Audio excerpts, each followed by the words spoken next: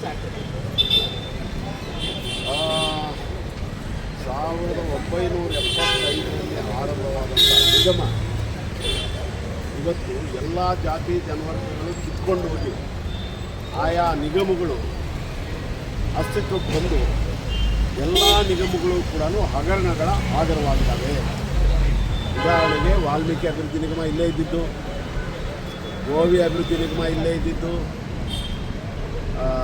ನಿಮ್ಮ ಬಂಜಾರ ಅಭಿವೃದ್ಧಿ ನಿಗಮ ಇವೆಲ್ಲ ಇಲ್ಲೇ ಇದ್ದಿದ್ದು, ಎಲ್ಲ ಆಗರಗಳಾಗಿದ್ದಾವೆ. ಅದೇ ರೀತಿ ಅಂಬೇಡ್ಕರ್ ಅಭಿವೃದ್ಧಿ ನಿಗಮಗಳು ಇಲ್ಲಿರ್ತಕ್ಕಂಥ ವ್ಯವಸ್ಥಾಪಕ ನಿರ್ದೇಶಕರಾಗಿರ್ತಕ್ಕಂಥ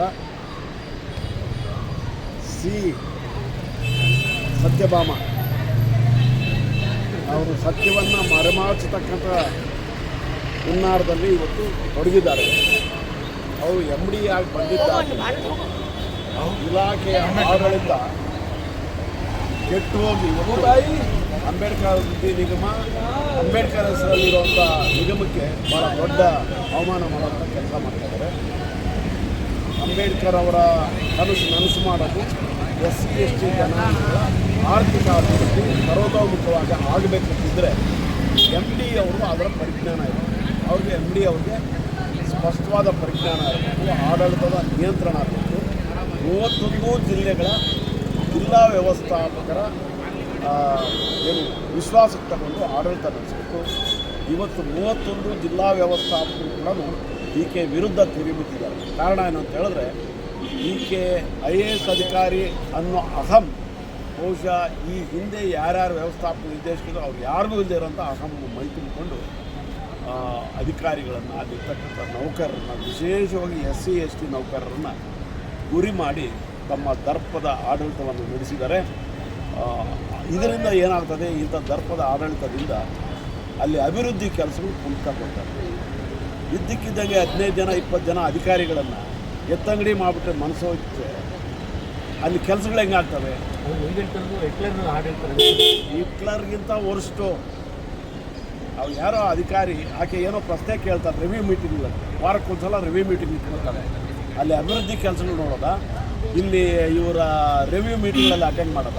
ವರ್ಷಕ್ಕೆ 3 ತಿಂಗಳಿಗೊಂದ್ಸಲ ರಿವ್ಯೂ ಮಾಡಬೇಕು. ಮಾಡಿದ್ರೆ ಆವಾಗ 3 ತಿಂಗಳಲ್ಲಿ ಏನು ಪ್ರೋಗ್ರೆಸ್ ಆಗಿದೆ, ಏನಾಗಿಲ್ಲ ಅನ್ನೋದಕ್ಕೆ ನೀವು ಇದಾಗುತ್ತೆ. ಇವರು ಮಾತಿದ್ರೆ ವಾರಕ್ಕೊಂದ್ಸಲ ರಿವ್ಯೂ. ಅಧಿಕಾರಿಗಳು ಅಲ್ಲಿಂದ ಬರಬೇಕು, ಎಲ್ಲ ಕೆಲಸಗಳನ್ನು ಬಿಟ್ಟು ಇವ್ರಿಗೆ ಉತ್ತರ ಕೊಟ್ಟಿರಬೇಕು. ಅವ್ರು ಏನಾದರೂ ಸಣ್ಣ ವಿಷಯ ಕೂಡ ಅವ್ರ ಗಮನಕ್ಕೆ ತಂದರೆ ನನ್ನನ್ನೇ ಪ್ರಶ್ನೆ ಮಾಡ್ತೀಯಾ, ನೀನು ಇಮಿಡಿಯೇಟಾಗಿ ವರ್ಗಾವಣೆ ಮಾಡ್ತೀನಿ, ನೀನು ಸಸ್ಪೆಂಡ್ ಮಾಡ್ತೀನಿ. ಅವ್ರು ಕೇಳೋಂಥ ಪ್ರಶ್ನೆಗಳಿಗೆ ಉತ್ತರ ಪಡ್ಕೊಳ್ಳೋಂಥ ಸಮಜಾಯಿಷಿ ಪಡ್ಕೊಳ್ಳೋವಂಥ ವ್ಯವಧಾನನೇ ಇಲ್ಲ. ಇಂಥವರು ಇಂಥ ಅಭಿವೃದ್ಧಿ ನಿಗಮಕ್ಕೆ ಇರುಕೂಡುದು. ಗಂಗಾ ಕಲ್ಯಾಣದ ಹಗರಣಗಳು, ಲ್ಯಾಂಡ್ ಪರ್ಚೇಸ್ ಸ್ಕೀಮ್ ಹಗರಣಗಳು, COD ನಾವು ನಮ್ಮ ಹೋರಾಟದಿಂದ ಇವತ್ತೆಲ್ಲ ಹಾಗೇ ಇದ್ದಾವೆ. ಇತ್ತೀಚೆಗೆ ಈಕೆ ಬಂದಿದ್ದ ಆದಮೇಲೆ ಬೋರ್ವೆಲ್ಗಳು ಕೊರೆದಿರೋಂಥದ್ದಕ್ಕೆ ಪಂಪ್ಸೆಟ್ಟು ಕೊಟ್ಟಿಲ್ಲ, ಮೋಟಾರು ಕೊಟ್ಟಿಲ್ಲ, ವಿದ್ಯುತ್ ಸಂಪರ್ಕ ಕೊಟ್ಟಿಲ್ಲ. ಇದು ಇವಮ್ಮ ಬಂದಾಗಿದ್ದ ಇತ್ತೀಚೆವರೆಗೂ ಕುಂಠಿತಗೊಂಡೇ ನಾವು ಹೋರಾಟ ಮಾಡಿ ಒತ್ತಾಯ ಮಾಡಿ ನಡೀತಾ ಇರ್ತದೆ. ದುಡ್ಡು ಬಿಡುಗಡೆ ಮಾಡಿದ್ರೆ ಇವ್ರು ಮಾಡ್ತಾರೆ. ಇವಮ್ಮ ದುಡ್ಡು ಬಿಡುಗಡೆ ಮಾಡಿಸ್ಕೊಳ್ಳೋಕ್ಕೆ ತಯಾರಿಲ್ಲ. ಇರೋವಂಥವ್ರನ್ನ ಗೋಳೈಕೊಳ್ಳುವಂಥ ಕೆಲಸ ಮಾಡ್ತಾರೆ. ಪಾಪ ಕೋಲಾರದಲ್ಲಿ ಒಬ್ಬ ಹೆಣ್ಣುಮಗಳು, ಒಬ್ಬ ಲಿಂಗಾಯತರ ಹೆಣ್ಮಗಳು, ಪ್ರಾಮಾಣಿಕತೆಗೆ ಆಕೆಗಿಂತ ದೊಡ್ಡ ವ್ಯಕ್ತಿ ಇಲ್ಲ. ಅಷ್ಟರ ಮಟ್ಟಿಗೆ ಇಲಾಖೆಯಲ್ಲಿ ನಿರ್ವಹಿಸಿದ ಆಕೆನ ತಗೊಂಡೋಗಿ ಚಾಮರಾಜನಗರ ಕಾರಣ ನಿಷ್ಕಾರಣವಾಗಿ ಅದಕ್ಕೊಂದು ನೆಪ ಹೇಳೋದು, ನೀನು ಪ್ರೋಗ್ರೆಸ್ ತೋರಿಸಿಲ್ಲ ಅಂತ. ಏನು ಪ್ರೋಗ್ರೆಸ್ ತೋರಿಸ್ಬೇಕಾದ್ರೆ ಕೊಡಬೇಕಾದಂತೆಲ್ಲ ಕೊಡಬೇಕಲ್ಲ, ಹಣ ಬಿಡುಗಡೆ ಮಾಡಬೇಕು. ಯಾವುದು ಗುತ್ತಿಗೆದಾರರು, ಬೋರ್ವೆಲ್ ಕೊಡೆಯುವಂಥ ಗುತ್ತಿಗೆದಾರರಿಗೆ ಹಣ ಬಿಡುಗಡೆ ಮಾಡಿದ್ರೆ ಅವ್ರು ಯಾವ ಪ್ರೋಗ್ರೆಸ್ ತೋರಿಸ್ತಾರೆ? ಪರ್ಸೆಂಟೇಜ್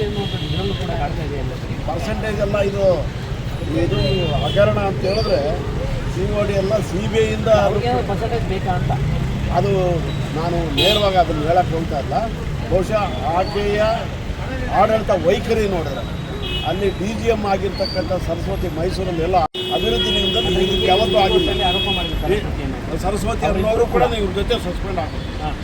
ಇವ್ರ ಮೇಲೆ ಕಠಿಣ ಆಕ್ಷನ್ ತಗೊಂಡ್ರೆ ಮುಂದಿನ ಯಾರೇ ಏನು ವ್ಯವಸ್ಥಾಪಕ ನಿರ್ದೇಶಕರು ಬಂದರೆ ಆಡಳಿತ ಚೆನ್ನಾಗಿ ನಡೀತದೆ. ಇದ್ರ ಇಷ್ಟು ದಿವಸ ರಾಕೇಶ್ ಕುಮಾರ್ ಇನ್ಚಾರ್ಜ್ ಇದ್ದರು, ಸೋಷಿಯಲ್ ವೆಲ್ಫೇರ್ ಕಮಿಷನರ್ ಆಗಿದ್ದುಕೊಂಡು ಇದರ ಇನ್ಚಾರ್ಜ್ ಇದ್ದಾಗ ಅವರನ್ನು ಮತ್ತೆ ಅವರೇ ಇನ್ಚಾರ್ಜ್ ಆಗಲಿ ಅಂತ ಎಲ್ಲರೂ ಹೇಳ್ತಾ ಇದ್ದಾರೆ ಅಧಿಕಾರಿ. ಹೀಗಾಗಿ ವ್ಯವಸ್ಥಾಪಕ ನಿರ್ದೇಶಕರ ಬದಲಾವಣೆ ಆಗದ ಹೊರತು ಈ ವ್ಯಾಪ್ತಿಯ ಯೋಜನೆಗಳು ಅನುಷ್ಠಾನ ಕುಂಠಿತ ಆಗೋದು ಏನು ಅನುಮಾನ ಅಲ್ಲ. ನಿಮ್ಮದು ಸುದ್ದಿಗೋಷ್ಠಿಗೆ ಅಷ್ಟೇ ಸೀಮಿತ ಆಗಿರುತ್ತೆ ಹೋರಾಟ ಮಾಡಿ ಇಲ್ಲ ಆಕೆ ಅಲ್ಲಿಂದ ಜಾಗ ಖಾಲಿ ಮಾಡೋ ಆಕೆನ ದಲಿತರ ಮೇಲಿನ ದೌರ್ಜನ್ಯ ಕಾಯ್ದೆಯಡಿ ಬಂಧಿಸಬೇಕು, ಜೈಲು ಕಳಿಸ್ಬೇಕು, ಆಕೆ ಮತ್ತು ಸರಸ್ವತಿ ಇಬ್ಬರನ್ನು ಕೂಡ.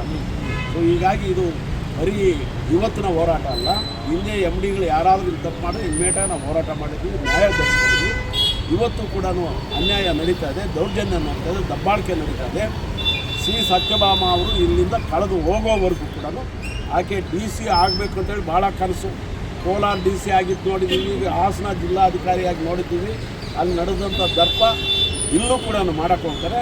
ಆಕೆಗೆ ಯಾವುದೇ ಜಿಲ್ಲೆಯ ಉಸ್ತುವಾರಿಯ ಜಿಲ್ಲಾಧಿಕಾರಿ ಆಗಬಾರ್ದು. DPR ಪಳೀಲಿ ಅಂತ ನಾಲಾಯಕ ಅವ್ರಿಗೆ ಗಂಡ ದೊಡ್ಡ ಬಿಸ್ನೆಸ್ ವ್ಯವಹಾರ ಮಾಡ್ತಾನೆ, ಗುತ್ತಿಗೆದಾರ. ಆ ಬಿಸ್ನೆಸ್ಸಲ್ಲಿ ಬೇಕಾದ್ರೆ ಆಕೆ ಏನಾದರೂ ನಡೀಲಿ. ಆದರೆ ಇದು ಸಾರ್ವಜನಿಕ ನಿಗಮದಲ್ಲಿ ಈ ರೀತಿಯ ದರ್ಪ ನಡೆಸೋದು ಸಾಧ್ಯ ಇಲ್ಲ. ಈಗಾಗಲೇ ನಾವು ನಿನ್ನೆ ಚೀಫ್ ಸೆಕ್ರೆಟರಿ ಭೇಟಿ ಮಾಡಿ ಕೂಡಲೇ ವರದಿ ತರಿಸ್ಕೊಂಡು ಆಕೆ ಮೇಲೆ ತುರ್ತಾಗಿ ಕಠಿಣ ಕ್ರಮ ಜರುಗಿಸಬೇಕು ಅಂತ ಹೇಳಿದ್ವಿ. ಅದಕ್ಕೆ ಮಾಡ್ತೀವಿ ಅಂತ ಹೇಳಿದರೆ ಈಗಾಗಲೇ ಅದನ್ನ ಸೋಷಿಯಲ್ ವೆಲ್ಫೇರ್ ಪ್ರಿನ್ಸಿಪಾಲ್ ಸೆಕ್ರೆಟರಿಗೆ ನಮ್ಮ ಮನವಿ ಪತ್ರ ಕೊಟ್ಟಿದ್ದಾರೆ. ಆ ಫೀಡ್ಬ್ಯಾಕ್ ಮೇಲೆ ಮುಂದೆ ಏನಾಗುತ್ತೆ ಅಂತ ನೋಡಿ. 23ನೇ ತಾರೀಕು, ಇದೇ ತಿಂಗಳು 23ನೇ ತಾರೀಕುವರೆಗೂ ಕಾಯ್ತೀವಿ.